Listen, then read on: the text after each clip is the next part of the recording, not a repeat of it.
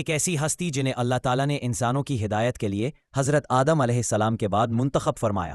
جی ہاں، ہم بات کر رہے ہیں حضرت شیت علیہ السلام کی، جنہیں اللہ کا عطیہ کہا جاتا ہے کہ جب حضرت آدم علیہ السلام کے بیٹے حابیل کو قابیل نے قتل کیا تو حضرت آدم اور حضرت حوا بہت غمگین ہوئے۔ اس دکھ بھری فضا میں اللہ نے انہیں ایک اور بیٹا عطا کیا جس کا نام شیت رکھا گیا۔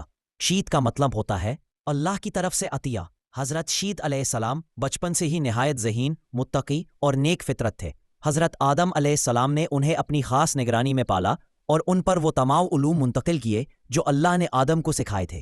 جب حضرت آدم کا وقت وصال قریب آیا تو انہوں نے وصیت کی کہ ان کے بعد شیت نبوت سنبھالیں گے اور انسانوں کو ہدایت دیں گے۔ حضرت شیت کو اللہ تعالیٰ نے نبی بنایا اور انہیں 50 صحیفے عطا فرمائے۔ جی ہاں، ہمارے پیارے نبی محمد صلی اللہ علیہ وسلم نے خود فرمایا کہ اللہ نے 104 صحیفے نازل فرمائے، جن میں سے 50 حضرت شیت پر نازل ہوئے۔ مستدرک حاکم۔ حضرت شیت علیہ السلام نے اپنی قوم کو توحید، عبادت، اخلاق، نکاح اور انسانی رشتوں کے بارے میں تعلیم دی۔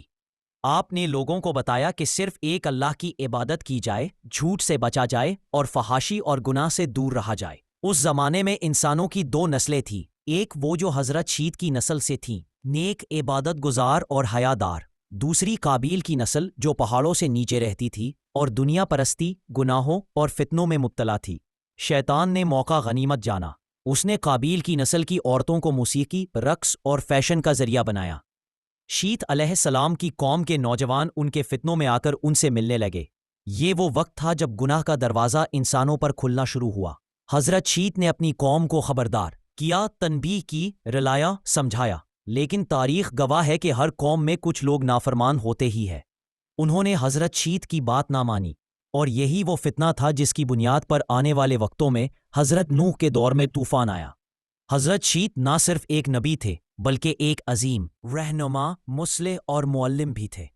انہوں نے انسانوں کو زراعت، ہنر، کپڑے بنانا، اوزار سازی، وقت کا حساب رکھنا، دن، ہفتے اور مہینے کی ترتیب سکھائی۔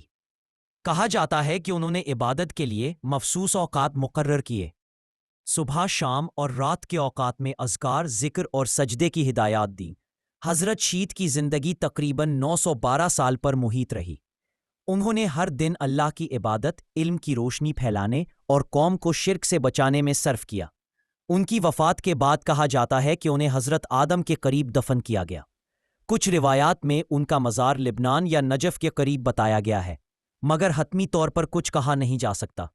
ناظرین، حضرت شیت کی زندگی ہمیں یہ سبق دیتی ہے کہ اللہ کی ہدایت پر چلنا، سچائی، تقوی اور حیا اپنانا ہر دور میں ضروری ہے، چاہے فتنوں کا زمانہ ہو یا دنیا کی چمک دمک آنکھوں کو خیرہ کر رہی ہو۔